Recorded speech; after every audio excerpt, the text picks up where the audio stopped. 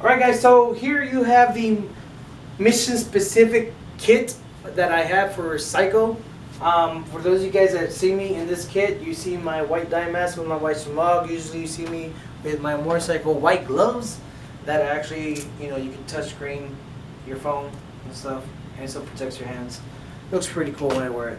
Alright guys, we're going to move into, I do have two different dye masks here. We have the Dark Psycho and we have the White Dragon Cycle, what I like to call it, and this is a Dark Dragon, right? So the White Dragon's gonna be your very intimidating look when you see it on the field. And if you haven't seen it yet, I probably haven't gone to your events, but you'll see this, and it's a very iconic look. If I wear the dark mask, I blend in with the regular crowd. I don't stand out, and I typically don't pull this one out unless I really need to. But for the majority of the part, I do wear this one almost 90% of the time. It's been so iconic now to where it's like now I have some organizations request me to wear the mask at least one of the days that I'm out there.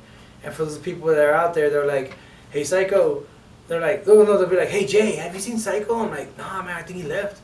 Like for reals. Because I won't wear the mask, and I'll wear my two-piece with my Viper hood. That's not here on the table, but they'll see the mask on top of the truck or something, and they'll be like, "Hey, I know I saw him here earlier, but I'll run two different kits." It's pretty funny when you see it in person. Usually I don't wear no white tennis shoes. My Jordans that I wear, that you guys see here at the field, that are custom made for Father's Day, and that was 3 years ago. Moving on, we have our 511 Tac Tech plate carrier here with your high-speed gear pouches. This is a quick detach to where you can rip it off and you can put a different set if you wanted to. You can see my billboard here. I used to make fun of Dom back in the day about being patches, but I like to represent a lot of my sponsors for the events that I go to and their events as well, and be like, all right, cool. You know what? I'm going to, this event. I want to put their patch on because photographers love people who rock patches, because then they're like, hey, shout out to KWA, shout out to Elite Force, shout out to Vulcan, and a lot of the events that actually do get the sponsors. So you want to give them love. You want to show them like, hey, I support you, you support us, right? So it's one big circle.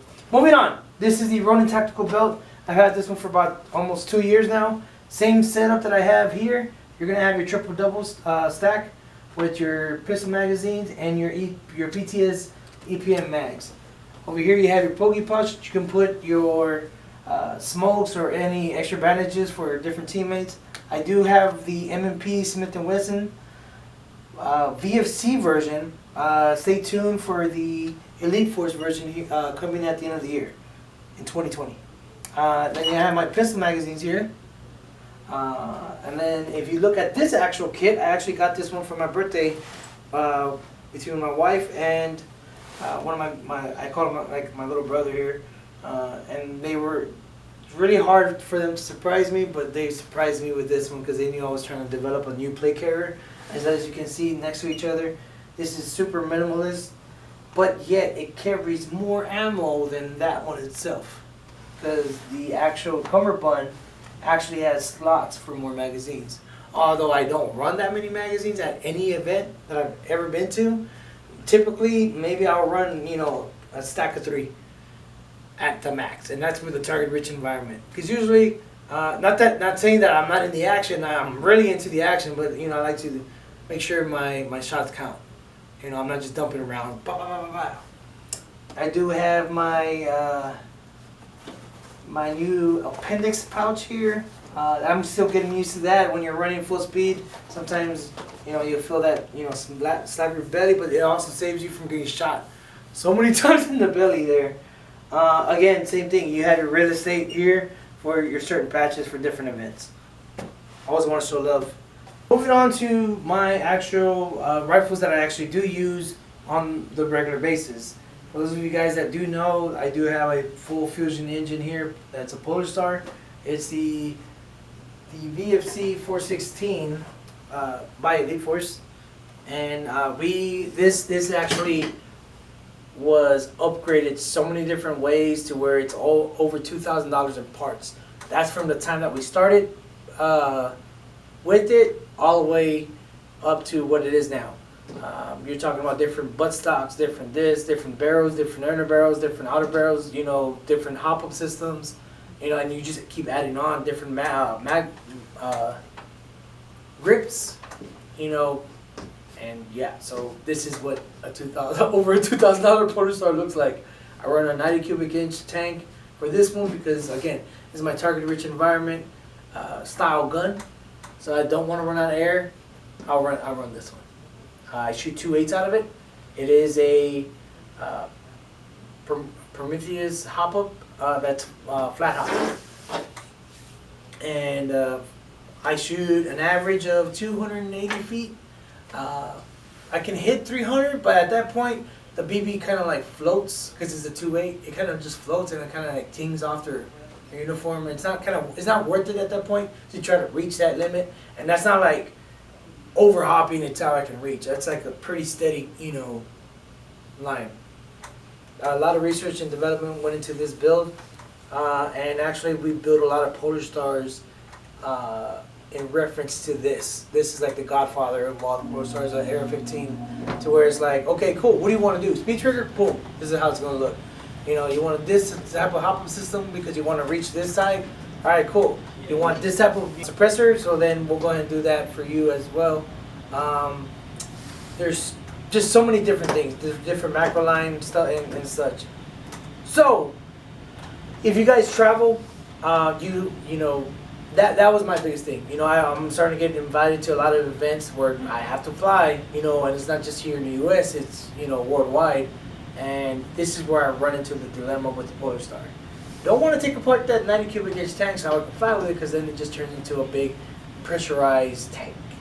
And up in a different altitude, it can go boom, and we don't need that. So, and that's one more thing I didn't want to have to worry about. So we decided to go ahead and develop our travel kits. Again, I like to build kits. That means your plate carrier, everything you're going to take with you, mission specific. So this is my travel kit here. It's slowly becoming my primary because I'm ranging just as far as the $2,000 build, but this one here just right under $1,000, and that's going to be, you know, the gun itself. I can run CO2 with the adapter, with the CO2 adapter, and you can go to any Walmart in the world and get those CO2 canisters, put them in there, and you just measure it for it to pierce, and you're good to go. You're not going to have any issues when it comes to FPS change or anything like that, and even at that, it's just an Allen key away from adjusting it to different fields. You have your CZ Shadow 2, that's also CO2 powered. So again, this is a travel set.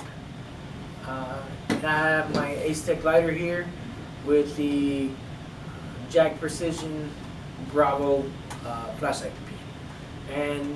And you guys can see I have a riser because of the tank that I run, and I wear my dye mask. I need that riser so I can have my red dot. Well, for the most part, this is what Psycho wears. Oh, I gotta give a shout out to my people at Vulcan for the awesome armbands, not armbands, but the arm covers, the body armor that they presented to me, and it works. I mean, shoot, I'll show you guys. So, a lot of these armbands are neoprene. This is not neoprene. This is like dry fit material. So it absorbs your moisture and it keeps you cool. The padding's kind of overdone because it is a paintball company. So like if the paint splatters, you know, they can run this by itself without burning a combat shirt. But for airsoft, it works great. And I've used them outdoors at milsims. I've used them especially indoors or milsims that are out of hospitals. And you know, it definitely saves your tattoos from getting, you know, scarred up and stuff like that. So always, you know, always wear protection when you know you're gonna get into a mess. All right. That's all we got.